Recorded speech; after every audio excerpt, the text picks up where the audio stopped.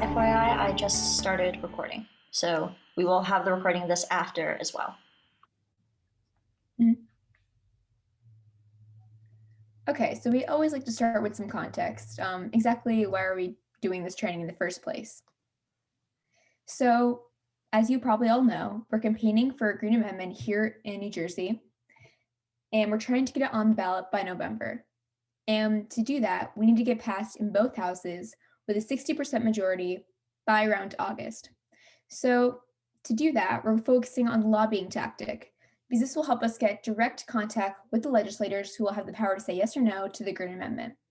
Secondly, we're also really focusing on raising awareness, as is also very, very important to grow the movement and also for the second half of the Green Amendment campaign, the ballot campaign, if we can get it passed in the legislature with that 60% majority.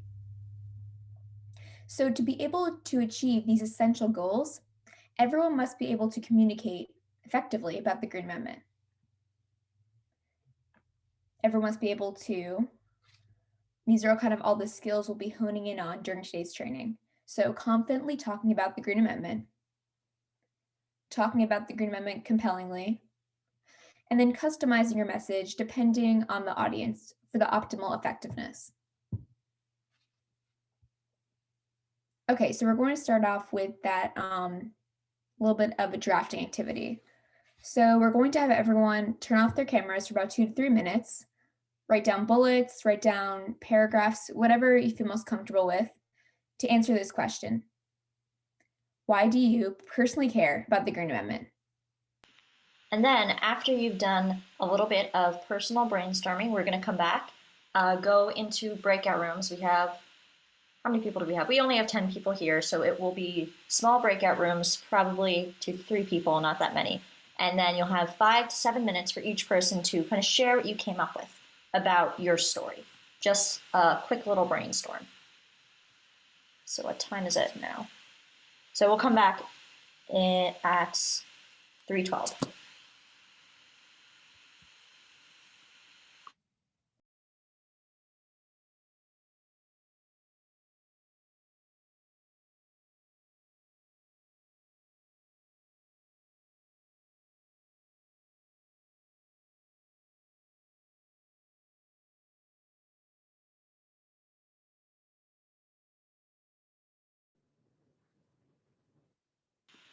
For Natalia, who just entered, we are spending 2 minutes just with our cameras off brainstorming to answer this question on the screen.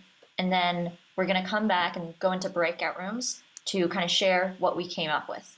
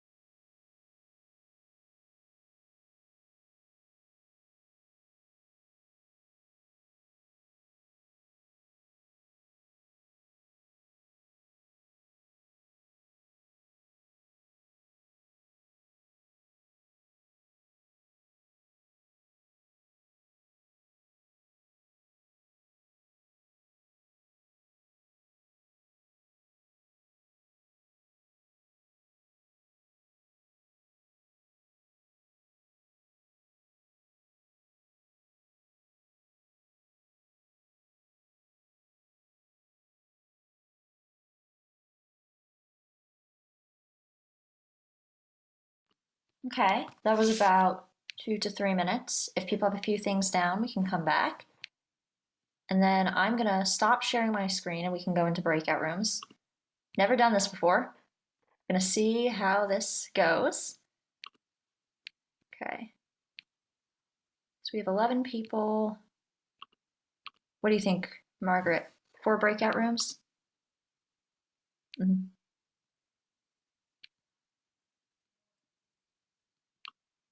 Okay. So if everyone's ready, I will create the breakout rooms now. I guess we'll come back around 3:20. Yeah, that sounds good. So I'm just making sure. So, Swan, are you going to stay in the main room then to bring So everybody back? yeah, right now I have it that I'm gonna be in the main room. Okay, just checking. You're good. Oh, Colleen, you are going in a breakout room right now. Do you want to go into a breakout room? That's fine. I'm happy to participate, whatever works best. Okay.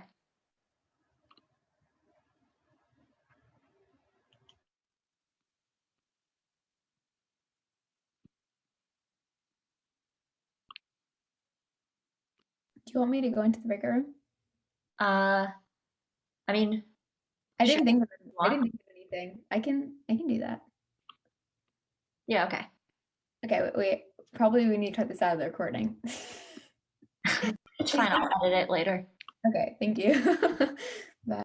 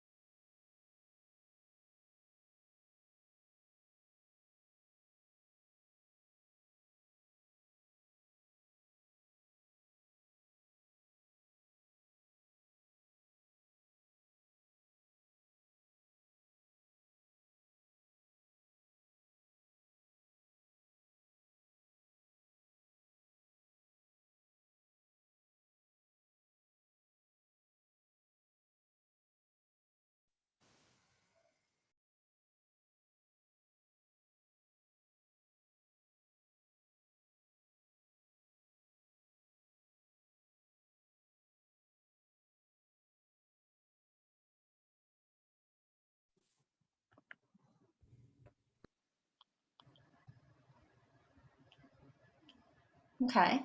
So is everyone back? Yes.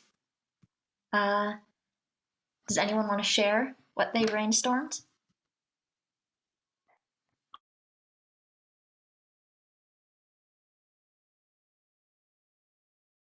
I can share a little bit.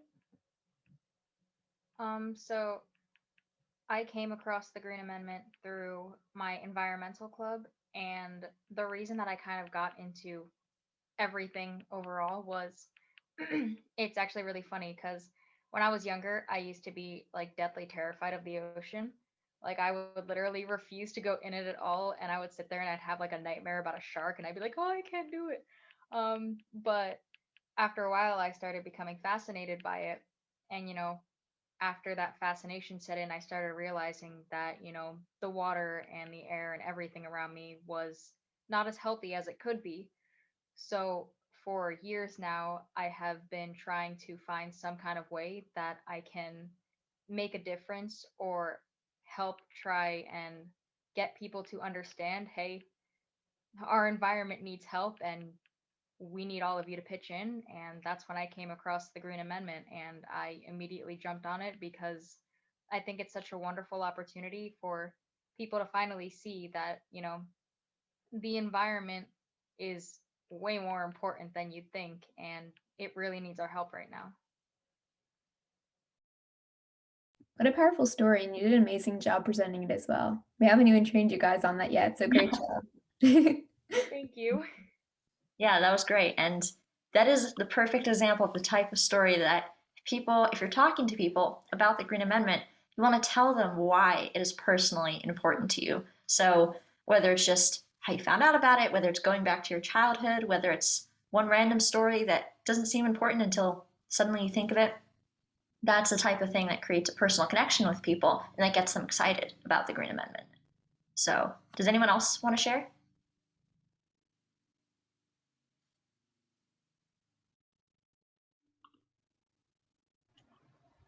Oh, good, Saya. Oh, good. Oh, Colleen? I was just going to say that our group talked about the negative health impacts of like climate change a lot and how the Green Amendment can help that, and how using that in your story can really convince folks who don't care enough about the environment to care at least about their own health. Yeah, that's a good one. And I've heard before, I know in the Green Amendment trainings where we did a similar exercise to this, a lot of people, their personal stories were very linked to their health or the health of their friends and family. Caitlin, you were off mute. Do you want to share your story? Oh yeah, Agochi and I were basically talking about how we felt that like having the Green Amendment allows us to feel like safer at mind, because we felt as though a lot of things were like rolled back in the past few years and the progress that has been made, and we were kind of taken aback by that and really wanted to stop that from happening again. So by having the Green Amendment in place, it will stop that from happening. Yeah, that's so true. Especially, I find I get a little nervous sometimes as most of us are young people and we have our whole future ahead of us. But with those roadblocks getting destroyed, so having the Green Amendment will help us secure that future. Yeah, in the past 4 years, at least, it's an argument that's very good if you use it with the right people. Because definitely a lot of people were scarred by the last 4 years, and we can all connect on that. Of course, it's politics because Yeah. it's a very partisan issue. But if you're speaking to the right people about that, that is a great argument because we can all relate to being terrified for the past 4 years. So it's good to hear. We have some good stories going. I'm gonna start sharing my screen again. We can go on to the rest of the training. Yeah, so storytelling obviously is very, very important in our organizing work because most people are motivated to take action through their emotions, even though some people might say they only listen to the facts. So by telling a good story, you form a personal connection with the audience, which will help them remember you and your cause.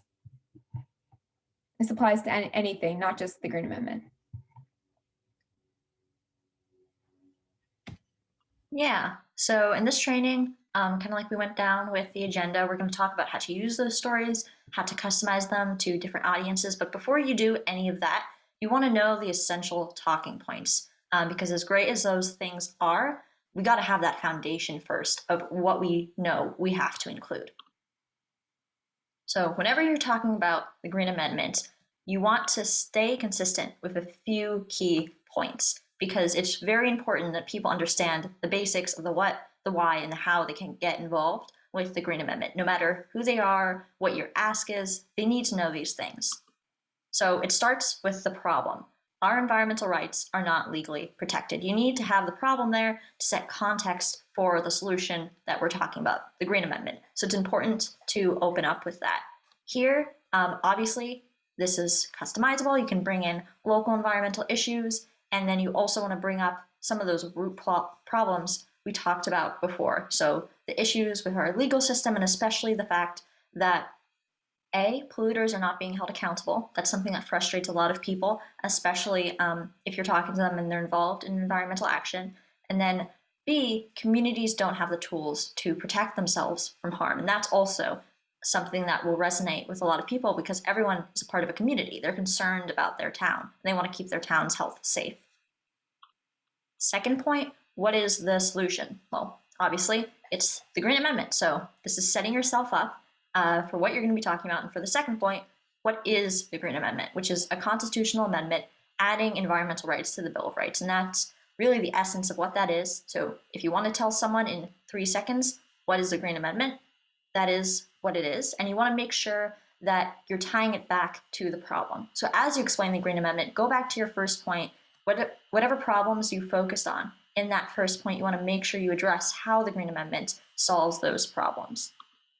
And then finally, you always want to include what you want, which is the audience supporting us in getting the Green Amendment. And this part is going to be your ask. how the audience can specifically support you. And that depends on person to person, but you always want to end on your ask because people remember the end of your argument the best. So that's what we want them to walk away with. There's also some keywords and phrases to use. Keywords are easy because they make it memorable. Consistent wording is very useful. It means everyone's getting the same basic message, everyone is remembering it, and if you repeat these same things, you're making sure that they're walking away with the right things. So they also make it easier on us if you're trying to customize your message. These can be good starting points to base that customized message off of. So first one, right to pure water, clean air, a stable climate, and a healthy environment. It is a little bit wordy, but kind of like that statement I said before, this is the essence of the Green Amendment. This is really what we're fighting for. And we really want to associate this language that's in the Green, we really want to associate this language with the Green Amendment and have people, when they hear these things, pure water, clean air, think of the Green Amendment and think of our movements as well as the rest of what we talk about with them, whether it be the ask, solutions to problems, etc. Basic human rights, as well as kind of that idea that human rights are not legal rights under the current legal system that we talked about in the presentation yesterday. This, again, is the essence of the Green Amendment. Basic human rights are what we're fighting for, so we want to make sure that people are walking away from our presentation with this. And then, very much the same thread, right. Make very clear that what we are fighting for is our right. We are born with these rights. All we're asking for is for the law to actually recognize them.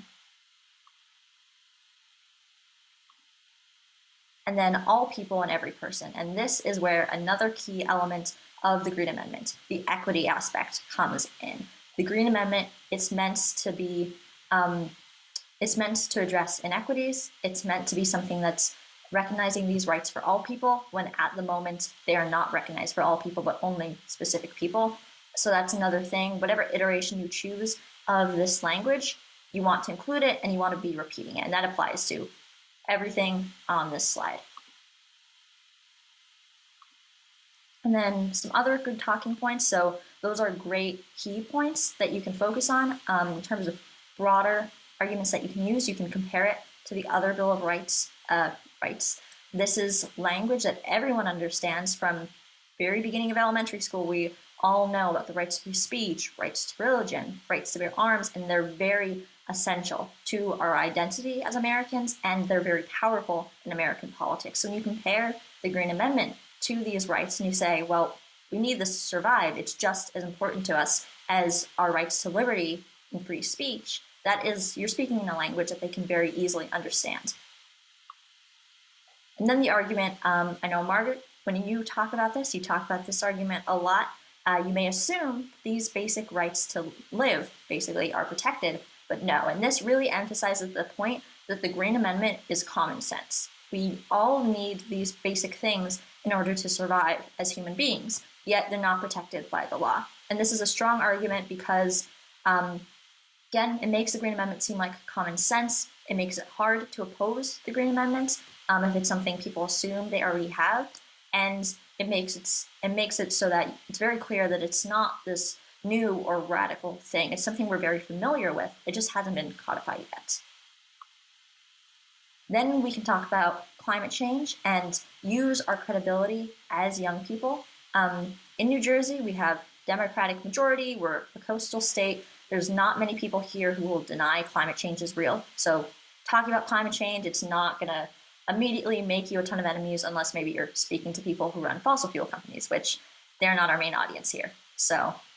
But young people, we have a lot of credibility on this issue, and people already associate us with it because of all the activism youth have been doing around climate change. When we come to the table and talk with people, they already know that climate change is one of our top priorities, and they already know why. So climate change is a very compelling issue because of this, and it's directly addressed in the Green Amendments. So we can use our unique stance as youth because the people we're talking to, for the most part, especially legislators, they're older, they won't have to live with the effects of climate change.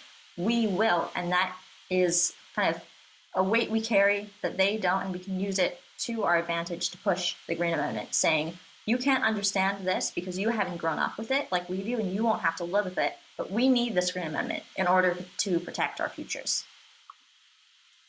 And then you can really use any local or applicable environmental issue. So of course, this depends on who you're pitching, but if you bring to the table an issue that people already care about and you say, hey, I have a potential solution for you, people are automatically going to start listening because they're already concerned about this. You don't have to win their concern or their attention. You already have it, and they're going to be more amenable to listening to you if they think you have a potential solution to a problem that they face. And then just kind of some general tips. All good messages they have broad appeal. So yes, we are going to be talking a lot in this training about how to customize your message, how to tailor it to specific people. But of course, we can't know everything about our targets, and sometimes we are speaking to broader audiences. We're not always talking one-on-one with a single person. So we do want to make sure that the messages we create have broad appeal, kind of in order to decrease the risk factor and make sure that we are reaching them in some way. A part of that is making sure that our messages contain both logos and pathos. This will sound very familiar to anyone in high school, learned about in middle school, learned about in high school ELA class. Logos is logic, pathos is emotions, and you want to have a balance of both of them because some people, they're motivated mostly by logos, others by pathos. A lot of people are motivated primarily by emotions, but then they need facts and figures in order to justify actually taking action for themselves. So you want to have a balance of these two in order to have a strong argument that doesn't feel lopsided. Of course, good messages have to be memorable. There's not really any point in telling a story or sending a message if they're going to forget about it as soon as you leave the room or as soon as you stop talking. So a good message, and we'll talk about how to make that memorable. Some of that is kind of repeating those keywords we talked about before, as well as some other factors. But that's really important to keep in mind. And then it has to be motivating. So whenever we're talking to people about the Green Amendment, we're asking them to do something. Our goal is to motivate them to complete our ask, to say yes to us. So your message, it has to put them in the story, explain it to them, and it has to make them feel positive about it and feel like, yes, I'm interested in this, I do want to go ahead, and I want to help with this.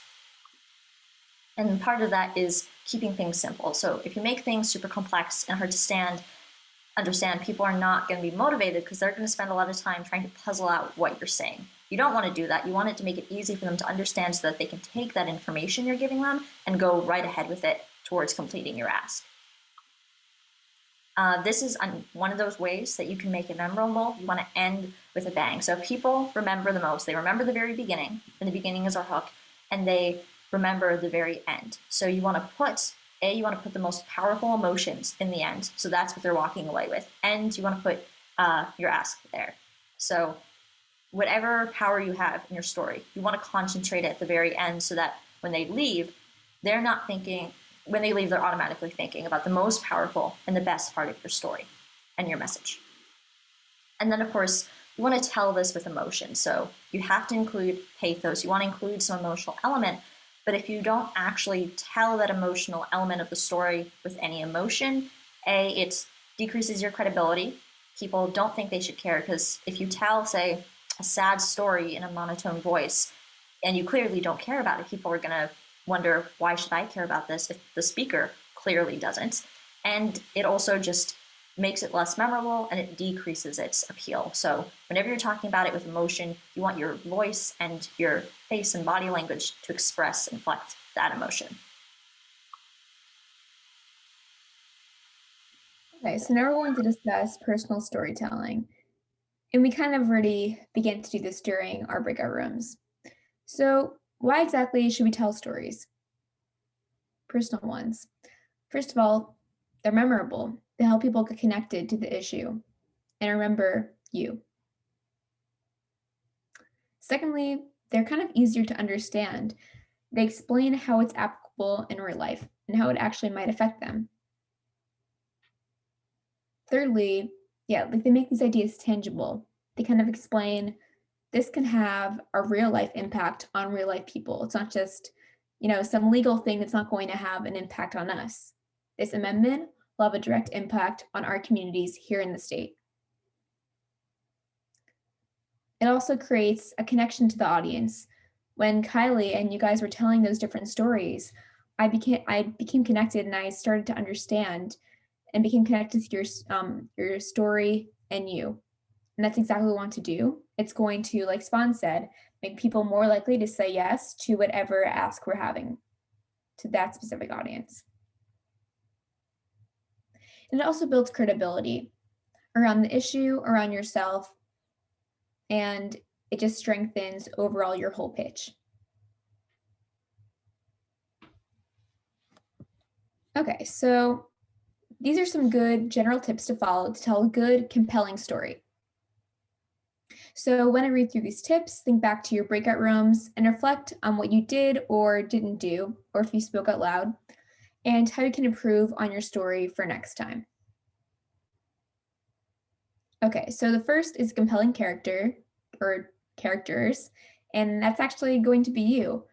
And you want to make sure that you have a good amount of sensory detail, whatever you feel like you need to accurately paint that picture and make it the most engaging as possible.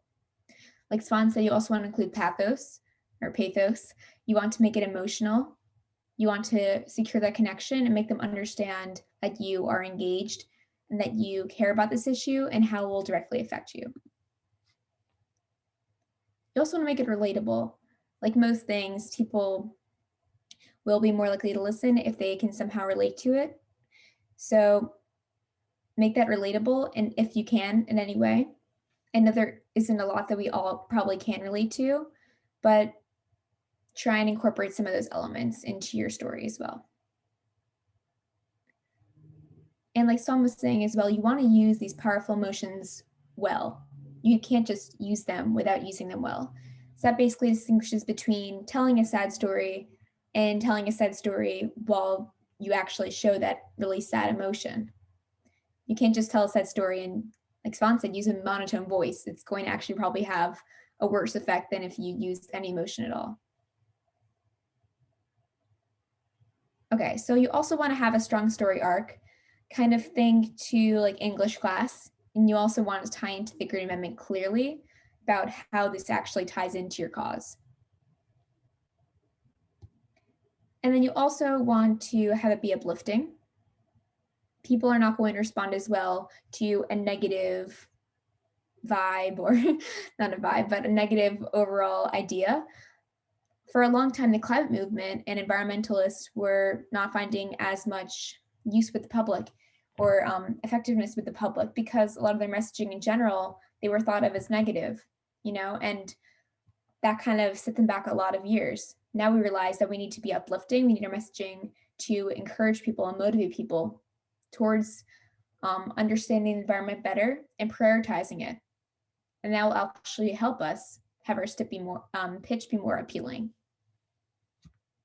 And then lastly, we also want to put the audience in the story. We want to explain to them kind of where they fit into the picture here, and then kind of integrate the ask. Okay, so these are some basic steps that we followed before. We just kind of want to get your initial reaction, to get practice with storytelling, and to get you thinking about one of your potential stories about the Green Amendment. And then here are some general steps to follow. So the best stories are your own, and to build a compelling personal story, you first need to brainstorm. It's kind of what we did at first when we had the 2-3 minutes. Of course, for your actual story, you want to do a little more than 2 to 3 minutes of bullet points, but that was just obviously a mini little example. So you want to think about your motivations, some important life events, situation, where you live, your community, anything that you might be able to turn into a really compelling story. And of course, you don't have to feel limited by the prompts. Anything can basically be turned into a really powerful story. It's really amazing sometimes what you hear people can turn into. So it doesn't have to be, some kind of a bit like a story you hear all the time, you can be creative with it. Anything you find that will be compelling, motivating, and that will really use powerful emotions well. So then you want to draft your story. And it's kind of what we did a little bit. It kind of merged those two a little bit together. So here you want to organize your brainstorm and kind of create that story arc like we were talking about. And then thirdly, you want to refine your story. Draft, if it's in the last one, you want to kind of edit it through. I know I personally don't like editing any of my papers for English class, but it is really essential. So you need to flesh out all the important details, make sure you're really emphasizing that, know where you're going to use emotion, make sure it's compelling, motivating, and integrate some good story elements.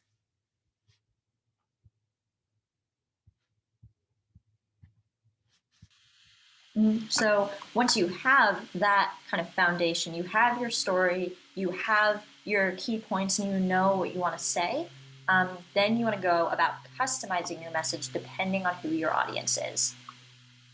So one great way to do that is to actually frame your story or think of your story when you're creating it as a pitch. So this kind of connects back to what we were talking about with putting your audience in the story. And this is where it becomes really easy to remember your purpose or the ask. A pitch is all about what you're asking your audience. So if you think about your story in this way, it becomes a lot easier to make sure you're integrating the ask and you're explaining to the audience where they fit in this picture that you're painting. So a storyline, that basic storyline like beginning, middle, end, and those points that we listed in the very beginning of this presentation, those actually follow the basic outline of a pitch pretty well. So you start with the problem, like we talked about in the beginning, then you go into the solution, and then you go into the ask. So problem solution, think about it like a traditional story. You start with an inciting incident, you try and solve it in different ways, and then you end with a climax and a solution to your problem. And then here we're just tagging on an ask because, well, if you're reading a novel, they're not asking you to do something, but here we actually do have a purpose beyond just entertainment. So this really helps you to, it's really just a way of thinking about your story. And once you kind of figure out how to plug things in to these 3 steps of the storyline or of the pitch, it becomes a lot easier to condense it down to the most important points. If say you're giving an elevator pitch, you see someone in, not really, it doesn't happen right now, but in the future, if COVID's not a thing and you see someone in the hall and you want to give them a 1-minute pitch, this is a thing that makes it very easy to condense it down to the most important points. But if you're giving a longer presentation, this same structure still kind of stands and helps to guide you in creating that type of longer story. And by thinking of it as a pitch, it is much easier to customize than if you have just this much more nebulous term of tell your story or get someone to do this and that for the Green Amendment. Once you're thinking about it as a pitch to make it easier to customize, you can think about a few different specific ways for different situations that you can help yourself to do that. So when considering different political points of views, for one, the Green Amendment, it's very kind of like we said, we want to emphasize that it's common sense. We're aiming for pretty bipartisan support, and compared to other bills, there is not a huge amount of opposition. However, there's still a lot of different points of view around the environment. People have strong feelings about environmental issues, and those all kind of transfer over onto the Green Amendment, some of which, of course, are negative and may make your audience predisposed to kind of be against you. So if you're speaking to people whose political points of views or political priorities may not so much align with the Green Amendment, you can reframe the issue focus on. One of the cases we talked about before, a great success story for the Green Amendment was the Act 13 case. That was a fracking case. They helped to stop fracking in Pennsylvania. That's really great if you're talking to someone who's anti-fracking and who wants to transition New Jersey to clean energy. However, if you're talking to someone who maybe is more on the conservative side, who supports fracking, who's worried about the economy and businesses coming under attack, that is a very bad story to use, and you don't want to use that. So you may want to focus on how the Green Amendment will encourage sustainable businesses and sustainable development, or another aspect of the Green Amendment. So you just reframe the issue focused on to align with what your audience, maybe based on their political points of view, most cares about. And then, of course, like I mentioned before, you want to emphasize that bipartisan nature. The Green Amendment, it's not radical. We need these things to survive. The law should protect those things so that we can survive. You really want to emphasize that it's not radical. Pennsylvania has it. New York is hopefully going to have it soon.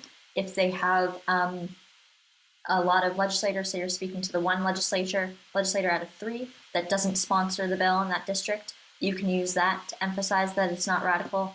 And this is important if you're talking to, say, a lot of times conservatives are less likely to support the Green Amendment if you're talking to someone like that, or if you're talking to a moderate of either party whose district or otherwise constituency is kind of more of a mix.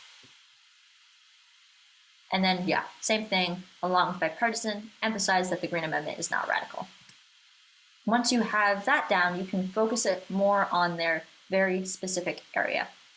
So you need to, A, understand the political views. All of these especially apply when you're talking to a whole community. So say you're talking to a town council or you're doing an awareness event for a broader audience than just, say, a single legislator, you want to understand what their political views are. And then you also want to know a little bit about their local history, what they're affiliated with, or what they're concerned about. So if they're a coastal town who's hit hard by Sandy, then that's good information because you can talk about how the Green Amendment is going to help combat climate change and prevent storms like that in the future.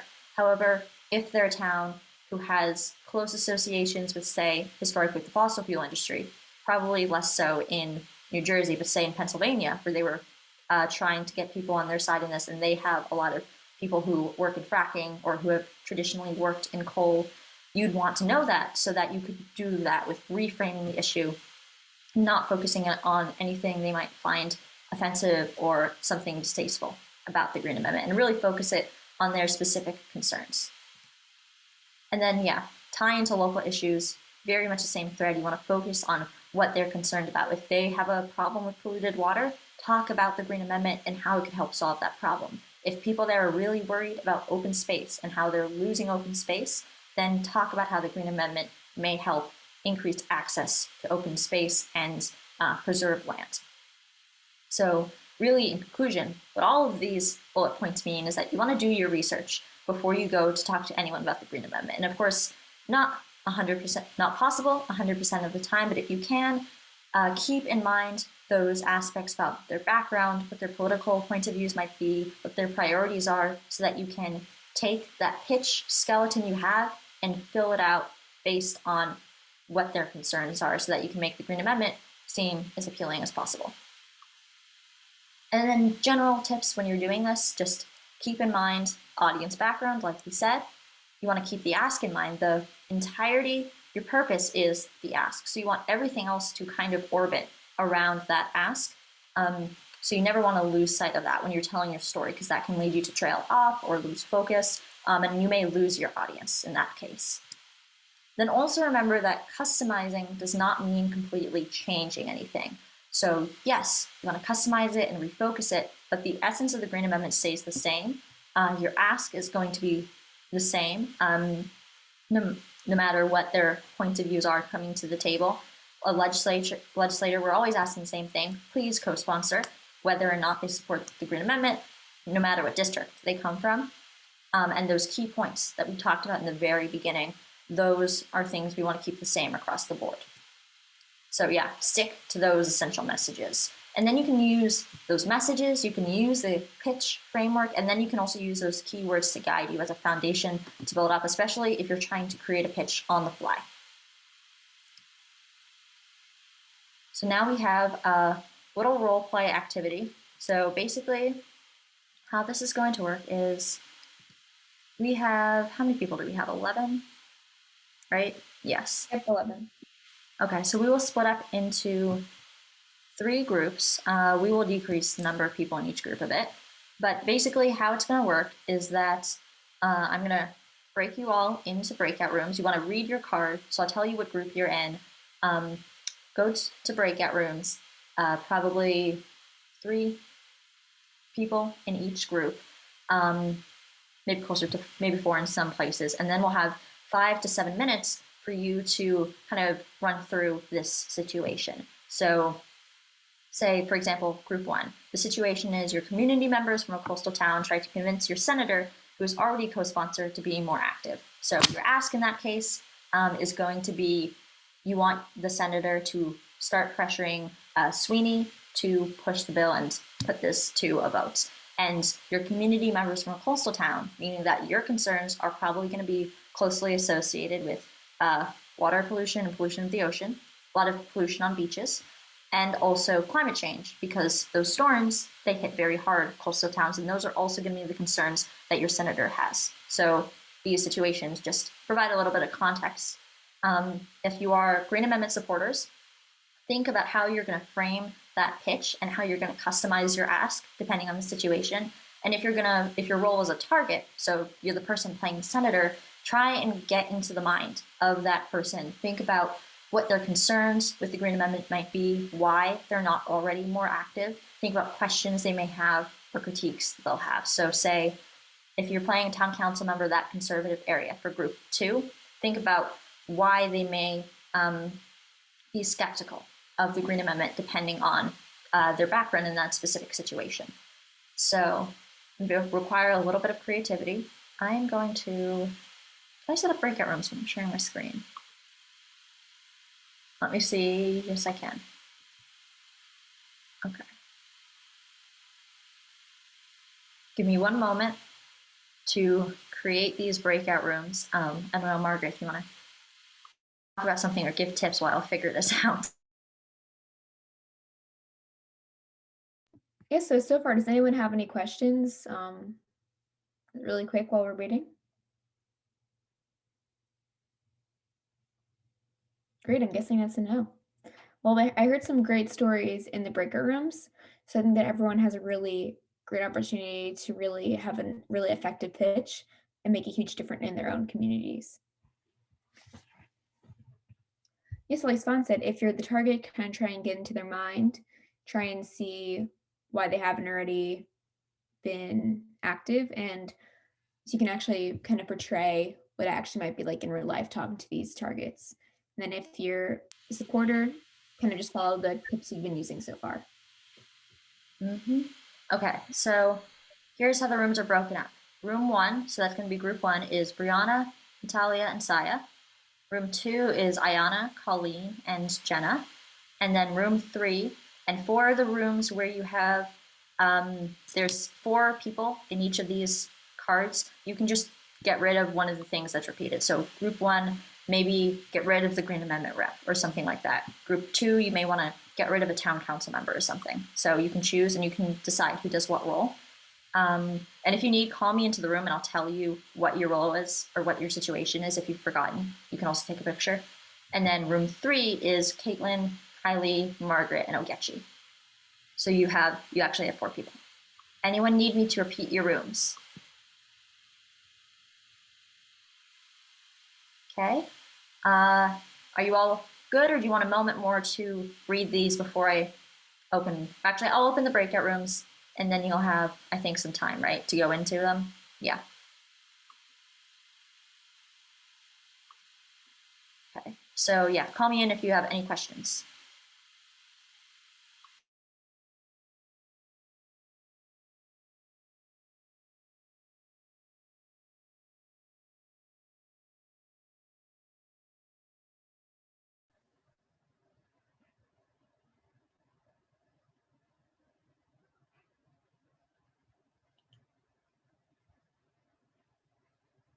Oh, we're early this time.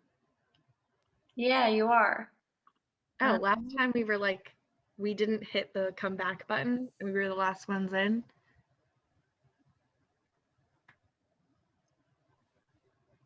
Okay. Now that everyone's back, does anyone want to share maybe how you approached whatever role you took, takeaways from the activity?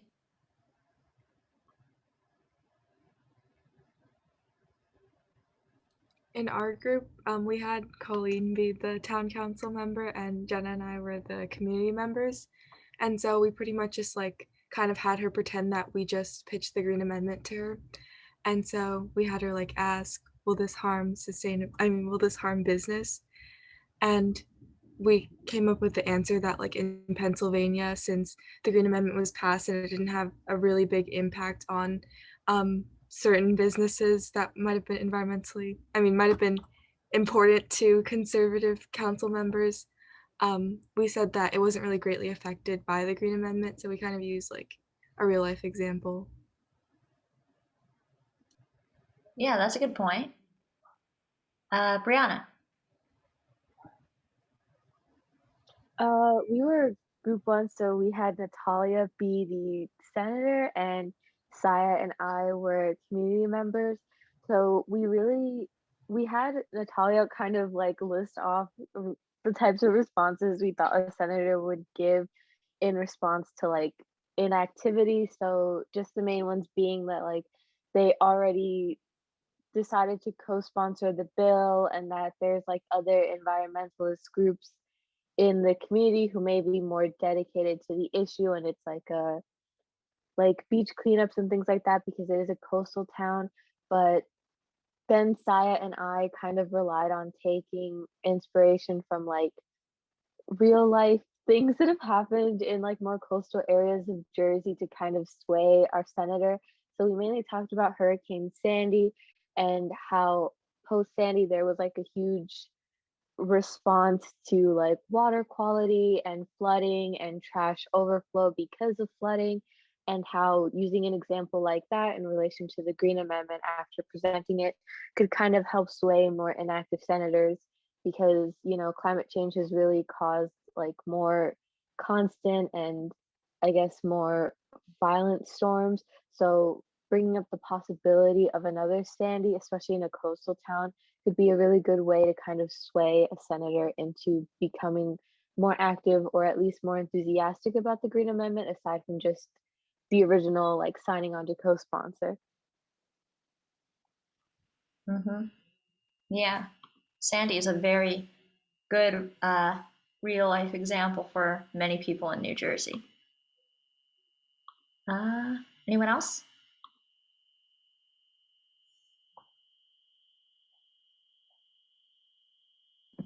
So I was in group 3 with Margaret, Caitlin, and Ogechi, and we had Caitlin and Margaret were the students in the situation, and they definitely, they came up with some questions to ask us that kept us on our toes and made us think on the fly a little bit. So I think, I kind of took from that those questions will pop up and we do need to be ready for them and be able to kind of answer them within an instant. Mm-hmm. Yeah, hopefully these trainings have helped with those types of questions. You were able to answer those because Margaret was asking questions. Was It she? was both Margaret and Caitlin. They both kind of Yeah. asked a couple of questions, and I was like, okay, I got to take a second to think. Mm-hmm. Yeah, Margaret, you have an unfair advantage, obviously. And yeah, if you ever, anyone ever trying to answer questions for anything, if you ever are in a situation where you don't know the answer to the question, the best thing is just to say, I don't know the answer, but I'll get back to you, or I will have this person who knows more than I do get back to you, rather than trying to make something up or like fumbling your way through it. Just stay calm and say, I don't know the answer. Hopefully that won't come up a lot. Kind of the point of these trainings and making sure you all are confident in your knowledge of the Green Amendment. But if it ever does, you can always do that. I know we went over a lot today. Even I was going back and just like reviewing like what's like the pitch, like, what are the three main steps to do, like what do you have to go over. So we're going to send out these slides. You can all like look over them again. Of course, there were quite a few bits of important information there, and we don't want anyone to forget that. Yes, and I'm also recording this, so we will share the recordings for this, and the same applies to our slides from last time. Mm-hmm. Okay, so we can move on now. Okay, great. So we've reached the end of our training. We're about 10 minutes over, but we had those two really good interactive experiences. So I think, at least for me, it was worth it. So today we kind of learned, first of all, the context why we're working towards the Green Amendment here in New Jersey. We learned about those different skills, essential talking points. We learned about personal storytelling. We kind of worked on that originally as well with drafting our individual stories. Makes it memorable, convincing, really help people remember us. And we also talked about customizing a message.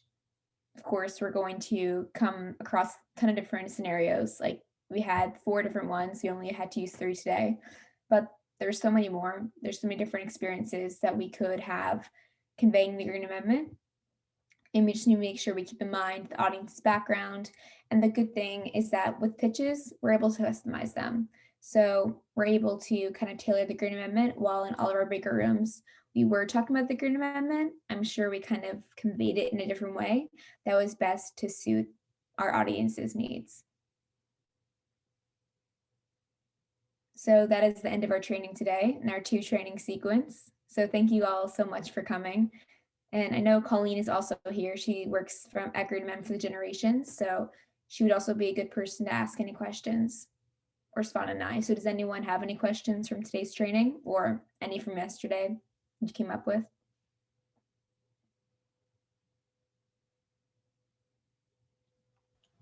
Well, I guess such a great training, guys. I really liked the role playing. Thanks. Thank you. So I do have a quick question. So let's say that, we're talking to a group of people, or maybe it's just one single person that we like kind of randomly came across, and we literally know almost nothing about, their concerns or their political views or anything. Would it be best to kind of mention, kind of just a little bit of everything so that they have a full aspect rather than, just kind of focusing on the climate change, but then it turns out that they were actually more geared towards the businesses? Like, would it be better to just kind of take a little bit from everything? In that situation, if you're approaching a random person, I think the best thing to do is just have a conversation with them. So you can start with those key points that apply to anybody, and that no matter what their point of view was or what their concerns were, you would say anyway. And then kind of just talk to them, ask them, what are you concerned, like what do you see in your community that concerns you around the environment? What are your hearing about the Green Amendment, do you have any questions or something that maybe makes you think it's not such a great idea?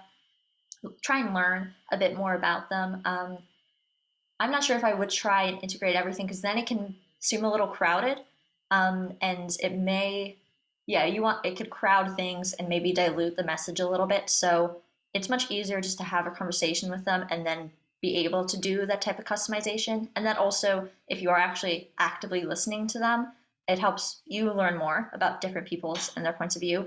And it also makes the other person feel kind of more welcome, and more friendly towards you.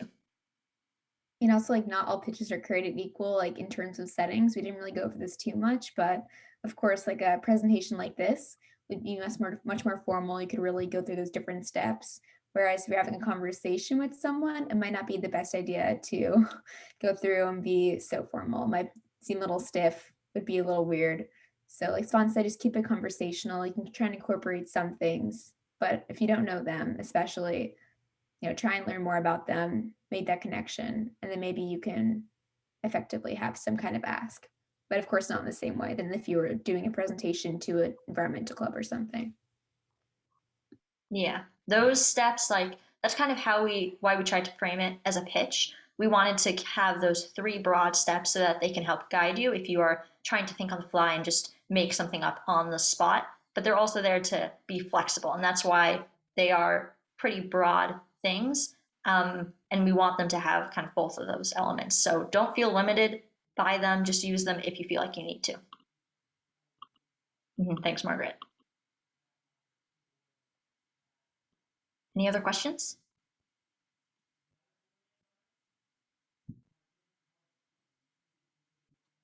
Okay. You can always reach out to us. I mean, yeah, pretty much all of you are in Slack. So if you have questions, you can always reach out. And again, the resources for this training will be posted later. So thank you all for coming, and thanks for coming to both of our trainings. I know it's 2 days in a row. We went to overtime both times, but I hope you found this helpful. Thank you all so much for coming. Mm-hmm. Keep in contact. Thank you. Yeah. Thanks for Thank you giving so much. Have a nice day. Bye. Thank you.